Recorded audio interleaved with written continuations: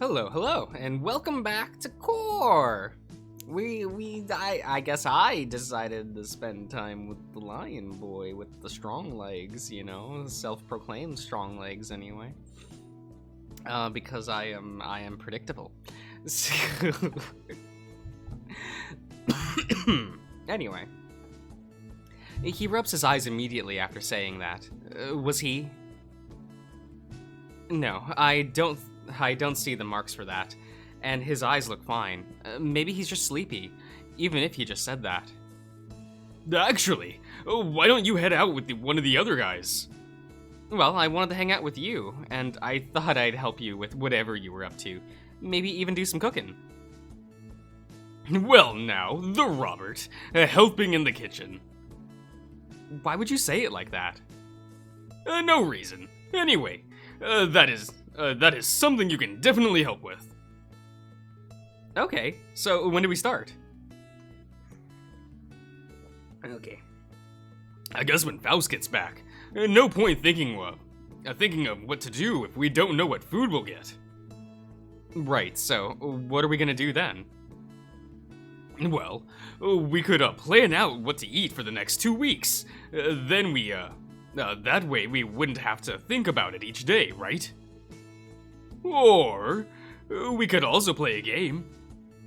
No offense, but right now I don't think I'm super up for a competitive streak with you from you. Aw, what's wrong? Think you're gonna lose? Nope, not falling for it. Try again. He sticks a tongue out at me, and then looks back at his phone. This time looking more focused than before. His eyes moving slightly as he reaches for something on it. Maybe pizza. Nah, I feel like pizza is the go-to when you don't want to think of cooking too much. Then what about something quicker? I told Faust to grab some pasta. Hopefully he'll bring noodles. Noodles? Like spaghetti or something? Yeah, they're easy and fast to make, and we can add whatever we want to them for everyone. I guess it still sounds like a simple solution. Well, I'm not planning to make a whole feast on the first day, Rob. I think we'd be too tired to probably enjoy one too. Yeah, you're right. And since you can add what you want to the noodles, I guess it's good enough for sure. The conversation dies there. For some reason, and we both look at one another before I look away and he checks his phone again. I'm honestly clueless about what we do from here, other than wait. But now that I'm paying attention to my surroundings, this kitchen looks really nice. It's a hardwood floor, clean and nice, although a bit covered in sand for some reason. The kitchen table sits on the other side with a few clean-looking chairs around it. The countertops themselves are a gray and white marble colored, and the cupboards look very stylized as well. Overall, it's kind of hard to look at this room and think that anyone used it. This kitchen's so pristine and clean, it feels like it's just for show. Yo, Rob, you doing okay over there? Uh-huh, yeah. Just thinking about this kitchen, and what to do now. Well, nothing's wrong with just chatting, right? Sure, but you'll have to leave your phone for it. You blip. Alright, I get the message. Mike clicks a button on his phone to turn the screen off before putting it back in his pocket. Hey, do you remember our old high school? Yeah, did something happen? Actually, yes. The new basketball team is supposed to be going to nationals this year. Oh, that's pretty cool. I know, right? I go to watch their games sometimes when I'm off of work, and honestly, they're pretty good. I'm willing to say they're even better than us, the old team. Where is Mike, and what have you done with him? What? I'm serious. I have no clue what happened after I left. Like, damn, we only made it to Nats once. Yeah, you only talked about it for roughly, what, 2 months? Oh, right. Coach told me to say hi, and was wondering how you were doing. Huh? But I barely even talked to him. I only saw him when I went to see one of your matches. Well, right, and he heard about you from us. You know, especially. Oh. I feel like Mike wasn't planning for the conversation to turn this way, but it seems like it keeps happening. I wonder if he wants to ask me about it. No, not right now. Well, that was nice regardless. Thanks, man. Tell him I'm doing fine, okay? You got it. His smile returns to his face, and it honestly cheers me up immediately, leaving the bump in the road behind. So, tell me, what do you want to do on this trip? I mean, you and Ed know this place super well, right?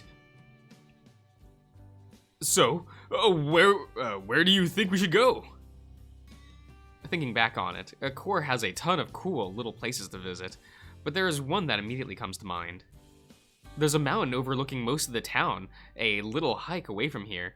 It used to have an old stargazing place when I was younger, but I never really went.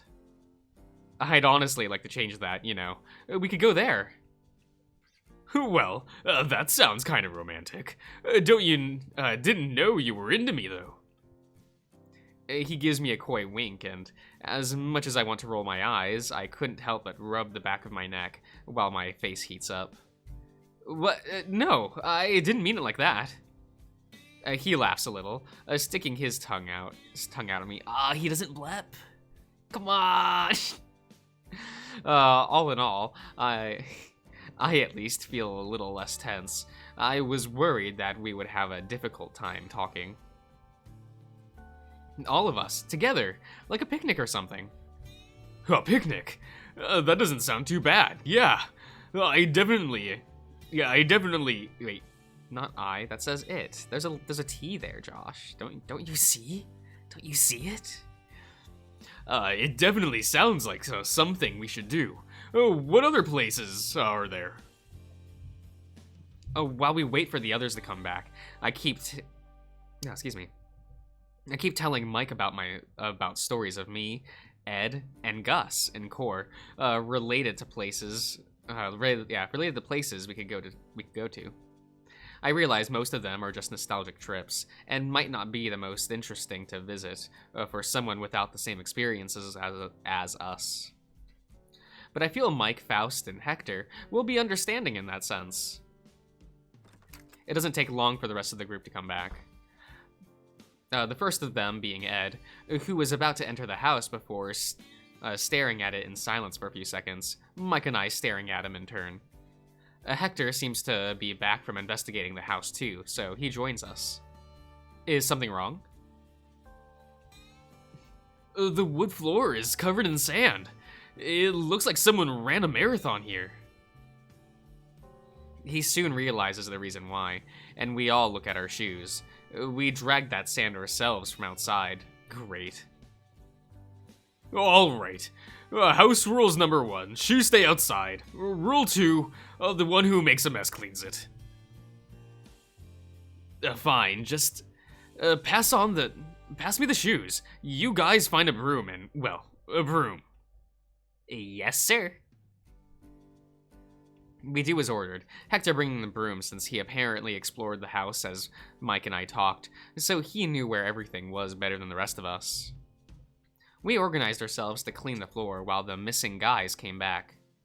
And we warned them about the new rules before we have to clean again. When Faust walks in, both Mike and I help him unpack all of the groceries and lay them out on the countertops. Gus and Ed come inside together, talking before sitting together at the table. All right, nope. Okay, before Faust can step into the kitchen, Mike blocks the path with his body, guarding the entrance. I see Faust moving his his head to try to find a spot behind Mike, attempting to push past him. However, the line doesn't move. Mike, let me in. Nope, go sit your ass down with the others. It's my turn to cook. Excuse me. I should be drinking more. Especially during the recording process. But you know how I am. I don't take care of myself. I can see Mike pushing Faust away with his foot, and Faust staring back at him, almost offended. I know they're kidding, so I can't help but find this amusing. All right, rule number 3: you can't enter the kitchen when I'm cooking. I'll take care of it. What about him then? Faust points his finger at me, so I wait for Mike to respond before I react. He's my special guest. He can help me. And now is when I poke my tongue out at Faust. He just groans before turning back in defeat. Whatever. I was going to tell you what I brought, but you can figure it out on your own. Okay. Victory! Alright. Was it super necessary to kick Faust out? 100%. I can't have him acting like I don't know what I'm doing on my grand debut. Besides, you're here, so I have all the help I need. Still can't swallow your pride, huh? More like I refuse to lose the Faust. I'll take that as a yes. I smirk when he doesn't respond, taking in the little victories that I can. Alright, so, time to get started. Can I get you to chop on chopping duty? What? Why am I chopping? What am I chopping? Veggies, dummy. I'll handle the meat and noodles. Oh, we're making meat sauce? Bologna, yes. Right. Grab the green onions. No. We're not, Mike. We're not doing that. We're not putting in onions. It's not gonna happen. You can't make me. The red pepper and, maybe celery. Celery? Yeah, if you dice it enough, it should come out pretty well. I shrug and grab the ingredients he listed from the countertop.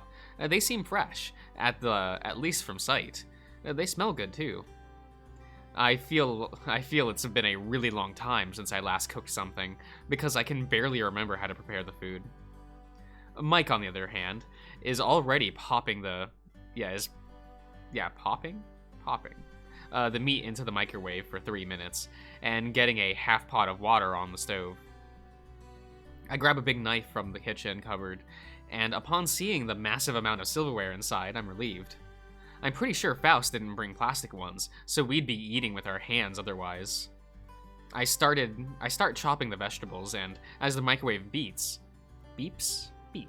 Mike just reaches in, takes out, and then cuts open the cylinder package.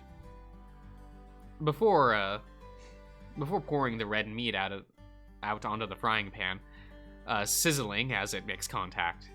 It's not until after I'm done chopping that I look over at Mike and realize that he hasn't said a word.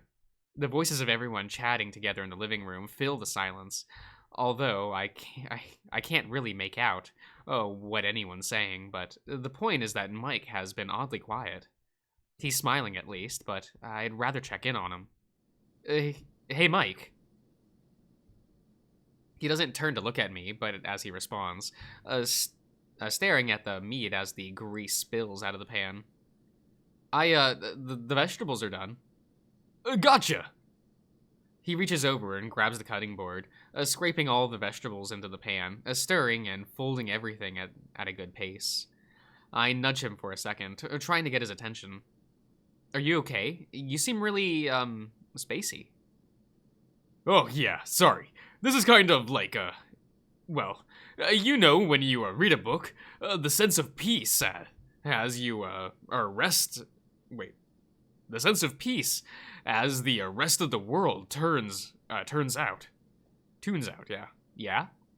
Well, that's how I feel when I'm cooking. Not sure why, but The sound of the knife chopping, water boiling, or something frying. It brings me peace. I knew Mike loved cooking, but I never knew he was so passionate about it. Was he like this from the beginning, or did I miss something? I decide to focus on the surroundings, beginning to understand the rhythm between the grease popping and the water boiling and the smell of the kitchen. I may not find it as peaceful, but I think I'm beginning to understand why Mike likes this so much. So, how did you get into cooking? Well, I mainly started when I could actually help my family, but after a while I learned to enjoy it. Helping your family?